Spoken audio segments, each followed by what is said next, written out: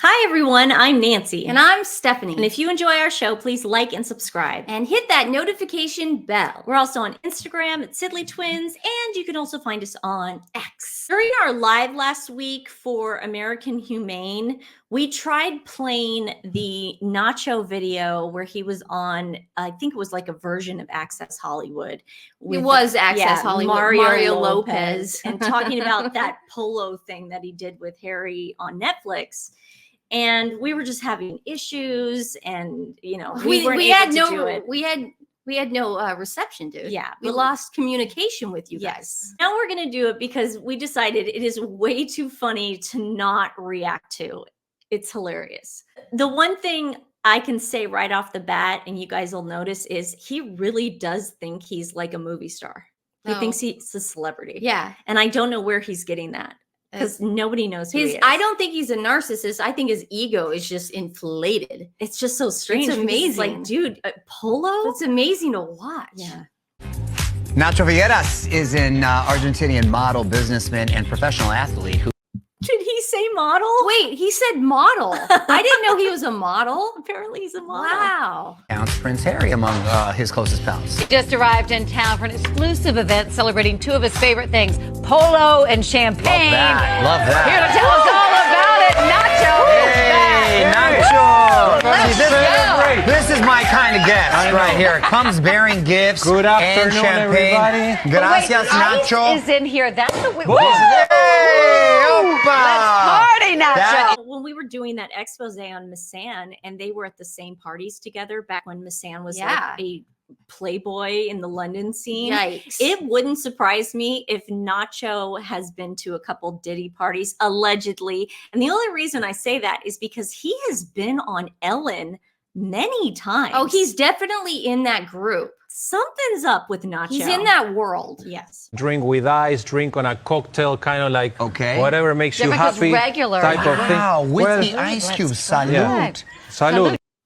Mario's like, what are ice cubes? They're cubes and they're frozen. Oh my God, look how beautiful they are. You're watching a great polo match, which, by the way, the Veuve Clicquot Polo Classic has become one of the most glamorous events. Shishi. I love how you have a bar here instead of a... You like that? Yeah. That's how we like to roll here in LA. I've had the pleasure of going. It's an awesome time, fun time for the whole family. It's beautiful.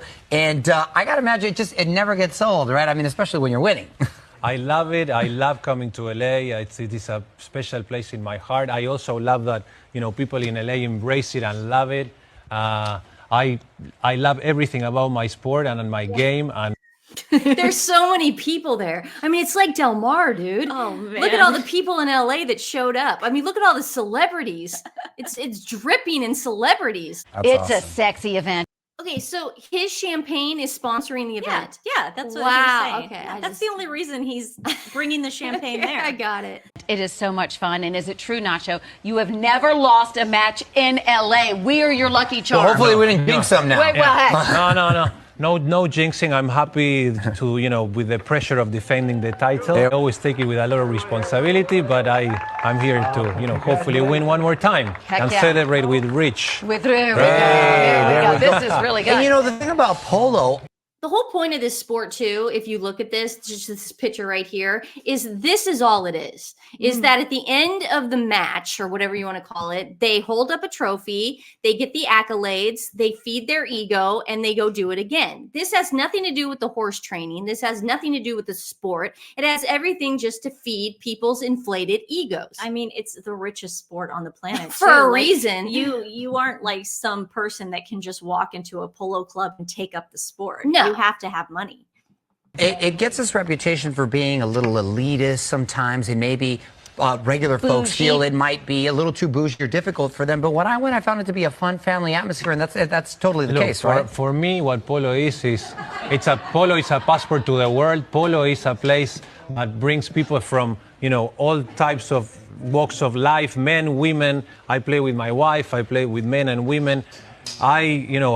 Okay, wait. Is he really talking about how everyone can play this sport? That's what he's saying. He's saying it just comes from all walks of life. He wants it to be relatable because that's the only way people will watch that dumb Netflix That's thing. what I'm saying. Now, He's doing a Netflix tour. I just looked it up, guys, and according to some people, you can spend between $200,000 to $1 million a year, or they call it a season, to play polo. The equipment alone is thousands of dollars. Wow. So I don't know what he is talking about. It's not flag football. No, it's not, Stephanie. Guy from Argentina becoming friends with, the Prince of England. That's what polo is all about. Winston Churchill used to say, polo is a passport to the world. And so a rich guy from Argentina can be friends with Prince Harry. So Who the hell cares? So you're saying anyone, just a commoner. So you're saying that anyone, just Joe Schmo down the street, can just become friends with a prince as long as he picks up polo. As long as he picks up polo. Exactly. Stephanie. Wow. That's it. All the Joe Plumbers out there, you know what? Dreams really do come true. It's a passport to the world. And it also helps that his wife is an heiress. So I think as long as you marry an heiress as well, it's a passport to the world. It sounds so simple. It I really hope they is. teach that at Girls Inc. Yes. What are we going to see with the Netflix doc about polo? So the polo doc, which has gotten a lot of attention lately about a lot of BS about where does it come from, which I Anybody that starts that sentence being defensive like that is automatically wrong. And getting mad at other people for having an opinion. She didn't ask that, Nacho. Yeah. That's not what she asked, dude. which I love. There's no such thing as bad press. I love the more people that we can get exposed to our beautiful game, the better. The game. Dude, trust me, it's not doing anything for your game. Well, his temper came out first, and then he sort of dialed it back because, you know, his PR people had to coach him. Yeah. Access Hollywood is a pay-to-play show, so this is a script. He must be upset about it. Because he did say BS. Yeah, like you can tell he doesn't like the ridicule he's getting on Instagram. No. He probably didn't appreciate us going over there to make fun of the jam that he kept pushing. Oh, yeah, he kept putting it, he kept trying to eat it. It's nice to know that he is getting all of our lovely messages, at least. That's nice. It's not about Harry. It's not about me either. We are both, we both participate and help produce the show, but this is about the U.S. Open. You know what producers get? They get all the money from it. So you saying you have nothing to do with it is BS. Well, I'm going to call your BS and raise you another BS. Also, Nacho, if Harry was not involved in this Polo documentary, do you think anybody would watch it at all? The only reason people were interested in it is because we want to see Harry fall flat on his face. That's the only reason. Because of what he did to the Queen. Nobody cares about a Polo documentary. No. If they did, they would have made it by now. You're lucky he was involved, dude. Yeah. Following 6 guys that are, main polo players in this U.S. Open, and we're going to show you the kitchen of the polo life in the most important tournament in America, which is the U.S. Open. That sounds so freaking boring. Dude, you know what he's trying to make it like? Hoop dreams. Yeah, hoop dreams. He's like, oh, these people have struggled. They come from poverty, and look at what they have now. No, that's not the way it works, dude. No. All these people are probably privileged and, and now they're about to go to the U.S. Open, which is stupid because you stole a name. We followed 6 struggling athletes that want to pursue their dream in polo. And I hope that people are going to love it, and they're going to continue to love our sport and learn more about it, and have it grow. Come tomorrow. Yes, have it grow. People are going to watch it and say, I wonder how the horses fare. Hell hath no fury like an animal rights activist or an animal lover. I'm talking about those activists on Instagram. Oh yeah. Oh, they're well, you're gonna get like some even squatties that are animal lovers that are going to be interested to know. Like, there's got to be some out there that care about animals. Yeah, you're about to get a lot of press, but I don't know if this is necessarily the press you want, Nacho. I think once they go and they attend, they'll realize what a good time it is, and they'll continue to go. How did the French? How do you attend? Do you have to buy a ticket? I would have Do you have to be invited?